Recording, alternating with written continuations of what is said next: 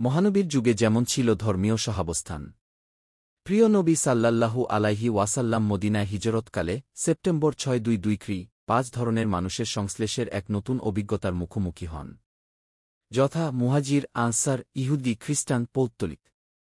তখন তার প্রথম ও প্রধান অগ্রাধিকার হয় ভ্রাতৃবিরোধ, বিদ্বেষ ও বিগ্রহের অবসান ঘটানো।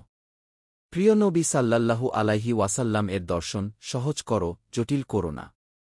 সুসংবাদ দাও, ভয় দেখিয়ে তাড়িয়ে দিও না। বুখারী।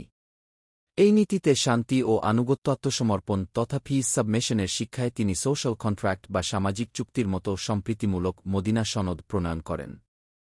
মদিনা সনদের প্রধান অর্জন: ক. তাওহীদ ভিত্তিক লিখিত সনদের আলোকে সংঘাতের স্থলে সর্বজনীন নিরাপত্তা। খ. প্রিয় নবী সাল্লাল্লাহু আলাইহি ওয়াসাল্লাম এর নেতৃত্বে শান্তি ও রাজনৈতিক ঐক্য। গ. সাম্য ও মানবাধিকারের নিশ্চয়তা। মদিনা সনদের ফলে অসাম্প্রদায়িকতা ও সহিষ্ণুতার পরিবেশ গড়ে ওঠা সহজতর হয়। মদিনা সনদকে বলা হয় মানব ইতিহাসের প্রথম লিখিত সংবিধান, ওয়েডেন কনস্টিটিউশন। সনদের সারসংক্ষেপ: ক. মুসলিম, ইহুদি, খ্রিস্টান ও পৌত্তলিক সমান নাগরিক অধিকার ভোগ করবে। খ. রাসূলুল্লাহ সাল্লাল্লাহু আলাইহি ওয়াসাল্লাম হবেন নবগঠিত মদিনা প্রজাতন্ত্রের প্রধান ও সর্বোচ্চ বিচারালয়ের কোর্ট অব অ্যাপিলের সর্বময় কর্তা।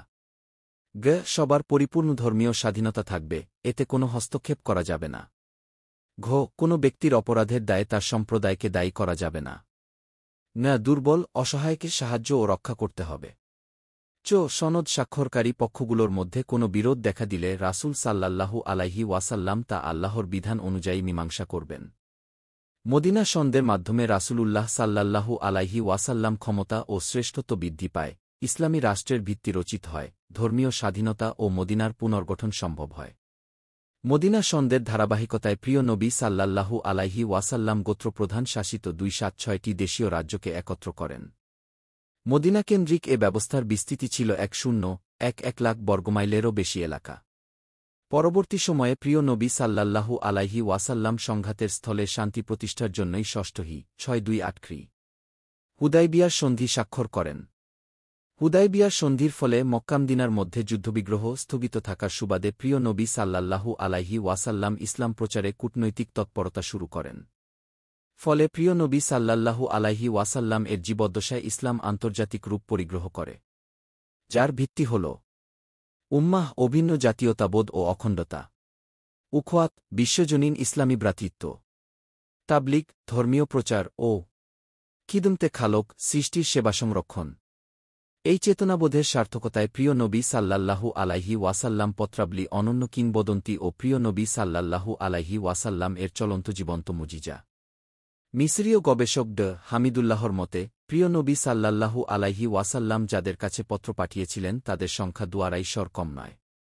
তাদের অন্যতম হলেন রোম সম্রাট কায়সার হিরাক্লিয়াস, ইয়ামামার গভর্নর হাওয়া বিন আলী, বাহরাইনের গভর্নর মুনজির বিন শাওয়া, ওমানের গভর্নর জাফর বিন জুলান্দি, দামেস্কের গভর্নর হারিস বিন আবি শামর গাসসানি, আবিসিনিয়া বা হাবশার বাদশাহ নাজ্জাসি আশহাম, মিশররাজ মাকাউকাস এবং ইরানের শাহানশাহ কিসরা খসরু পারভেজ। রোম সম্রাটের কাছে লিখিত পত্রের ভাষ্য: প্রিয় নবী সাল্লাল্লাহু আলাইহি ওয়াসাল্লাম এর পবিত্র পত্র পাঠে রোম সম্রাট হিরাক্লিয়াসের মনোজগতে ঝড় বইতে শুরু করে। তিনি প্রিয় নবী সাল্লাল্লাহু আলাইহি ওয়াসাল্লাম এর নবুয়তের সত্যতা নিশ্চিত হয়ে বলেছিলেন, হায়, আমি যদি তার কাছে পৌঁছাতে পারতাম, তবে আমি তার পা ধুয়ে দিতাম। বুখারী। শুধু তাই নয়, তিনি রাজপ্রাসাদে রোমের নেতৃস্থানীয় ব্যক্তিদের সামনে ঘোষণা করলেন, হে রোমবাসী, তোমরা কি কল্যাণ, হিদায়াত এবং তোমাদের রাষ্ট্রের স্থায়িত্ব চাও? তাহলে এই নবীর আনুগত্য, বায়াত গ্রহণ করো। বুখারী। বস্তুত এভাবেই ইসলাম বিশ্ব বিজয়ী ধর্ম হিসেবে প্রতিষ্ঠা পায়। এতেও আল কোরআনের বাণীর নিত্যতা প্রমাণিত হল। তোমরা পরস্পর শত্রু ছিলে, অতঃপর আল্লাহ তোমাদের মনে সম্প্রীতি দান করেছেন, এখন তোমরা তার অনুগ্রহের কারণে পরস্পর ভাই ভাই হয়েছ। সূরা আলে ইমরান আয়াত 103।